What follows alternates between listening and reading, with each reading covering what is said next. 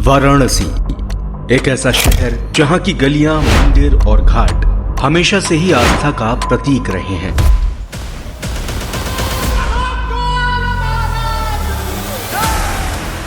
लेकिन इसी शांति के बीच एक तूफानी रात आई जो 5 लोगों की मौत का रहस्य देकर चली गई।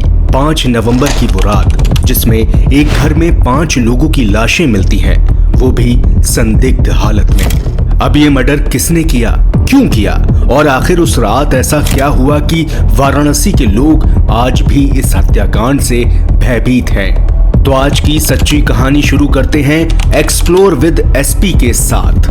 5 नवंबर को किसका मर्डर हुआ। 5 नवंबर की रात वाराणसी के करोड़पति शराब कारोबारी राजेंद्र गुप्ता के परिवार पर एक मौत का कहर बनकर टूट पड़ी। दरअसल उस रात घर में राजेंद्र गुप्ता की पत्नी नीतू गुप्ता, उनके 2 बेटे नवनिंदर और सुबेंद्र और उनकी बेटी गौरांगी घर में आराम से सो रहे थे। तभी कोई आदमी उनके घर में घुसा और उसने उन चारों को बारी बारी गोली मारनी शुरू कर दी। इससे पहले कि परिवार के लोग कुछ समझ पाते, उसने उन चारों को मौत के घाट उतार दिया था और वो शख्स चुपचाप उनका मर्डर करके वहां से निकल गया। जब पुलिस को इस वारदात की खबर मिली तो उसने मौके पर पहुंचकर मामले की जांच शुरू कर दी। पुलिस ने जब सबकी डेड बॉडीज देखी तो सब में एक कॉमन चीज ये थी कि सबको एक गोली सीने में और एक गोली सिर पर मारी गई थी। अब ये कोई इत्तेफाक तो नहीं था कि सबको एक ही जगह गोली कैसे लगी। पुलिस को लगा कि ये एक सोची समझी साजिश के तहत मर्डर किए गए हैं। लेकिन यहाँ सबसे हैरानी की बात ये थी कि परिवार के मुखिया यानी राजेंद्र गुप्ता घर से गायब थे। अब पुलिस का शक राजेंद्र गुप्ता पर गया कि वो ही अपने परिवार को मारकर वहां से भाग गए। पुलिस ने अपनी तस्दीक शुरू की और राजेंद्र गुप्ता का फोन ट्रेस किया। उनकी लोकेशन उनके घर से दूर रोहनिया के मीरापुर रामपुर गांव में मिली। पुलिस वालों ने सोचा कि वह मर्डर करके वहां छिप कर बैठे हैं, तो पुलिस की टीम उस लोकेशन पर गई जहां एक अंडर कंस्ट्रक्शन मकान था। जब पुलिस टीम अंदर गई तो उन्होंने देखा कि बेड पर राजेंद्र गुप्ता की लाश पड़ी हुई थी और उनको भी बिल्कुल वैसे ही सीने और सिर में गोली लगी हुई थी। लेकिन यहाँ एक बात थोड़ी अलग थी। राजेंद्र गुप्ता के तन पर एक भी कपड़ा नहीं था। राजेंद्र गुप्ता की लाश ने इस केस को एकदम मोड़ दिया, क्योंकि अब तक पुलिस यही सोच रही थी कि राजेंद्र गुप्ता ने ये मर्डर किए हैं, लेकिन अब यहाँ खुद वह मरा पड़ा था। अब सवाल ये था कि आखिर इन सब को किसने मारा और क्यों मारा। पुलिस अपनी जांच को आगे बढ़ाती है और मिलती है राजेंद्र गुप्ता के परिवार की एक और सदस्य से, जो थी राजेंद्र गुप्ता की मां। राजेंद्र गुप्ता की मां सरदा देवी का बयान।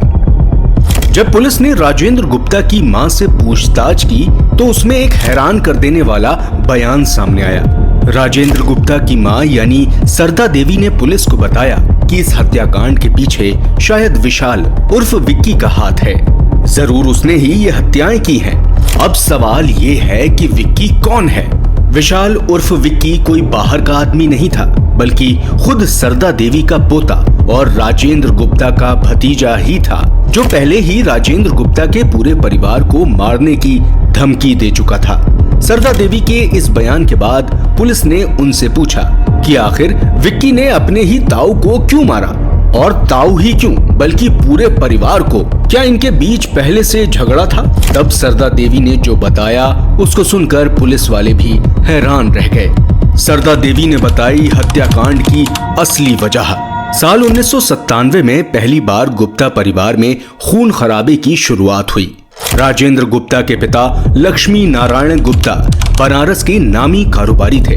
उनका प्रॉपर्टीज और शराब का व्यापार था। लक्ष्मी नारायण के 2 बेटे थे, पहला राजेंद्र गुप्ता और दूसरा कृष्णा गुप्ता। लक्ष्मी नारायण राजेंद्र के रवैये से नाखुश थे और उसको कम पसंद करते थे, जबकि कृष्णा को काफी पसंद करते थे। इसी वजह से उन्होंने अपने कारोबार का ज्यादातर हिस्सा कृष्णा गुप्ता के हवाले दे रखा था।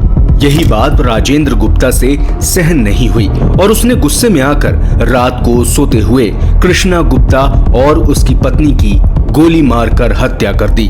अब ये मौत का सिलसिला यही खत्म नहीं हुआ। पुलिस ने राजेंद्र को गिरफ्तार कर लिया और इस वारदात के बाद लक्ष्मी नारायण का गुस्सा राजेंद्र के प्रति और ज्यादा बढ़ गया था। अब उन्होंने कृष्णा गुप्ता के बेटे विक्की और जुगनू को कारोबार में शामिल कर लिया और उनको सारा काम सिखाने लगे। उधर जेल में राजेंद्र ये बात जानकर पूरे आक्रोश में था।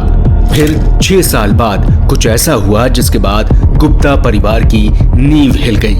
साल 2003, आक्रोश का कहर। 6 साल जेल में गुजारने के बाद राजेंद्र को पैरोल मिली और वह जेल से बाहर आ गया।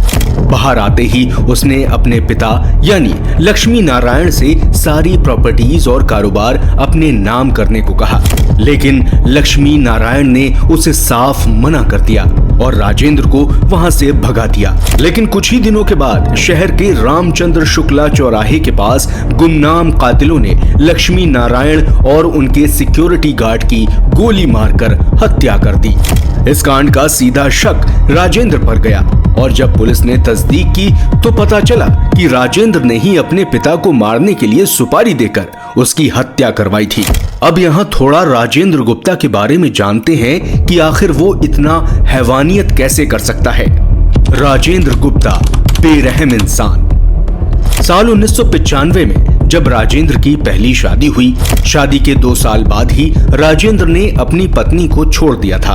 फिर जब वह साल 2003 में जेल से बाहर आया तो उसने नीतू से दूसरी शादी कर ली, जिससे उसे 3 बच्चे हुए, नवनींदर, सुबेंद्र और गौरांगी।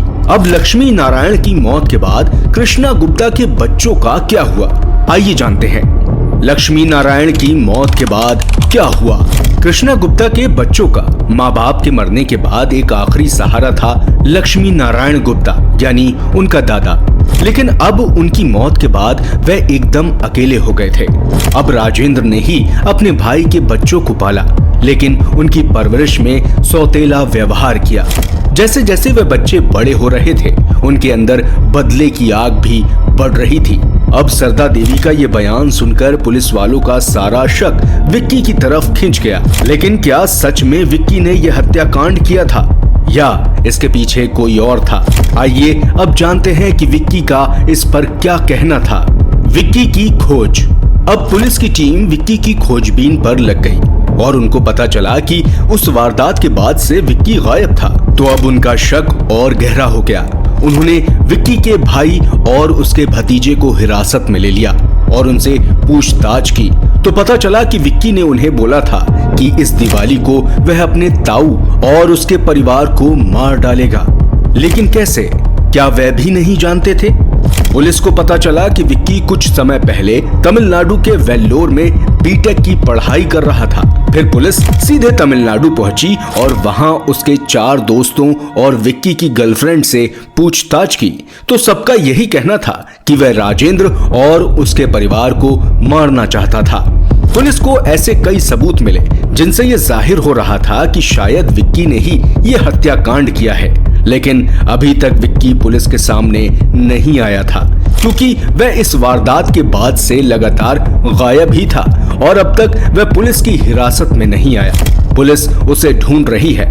अब यहाँ मैं आप लोगों से एक सवाल पूछना चाहता हूँ, इत्तेफाक या बदला? राजेंद्र और उसके परिवार को 2-2 गोलियां मारी गईं, जैसे कृष्णा यानी विक्की के पिता और मां को मारी गई थी।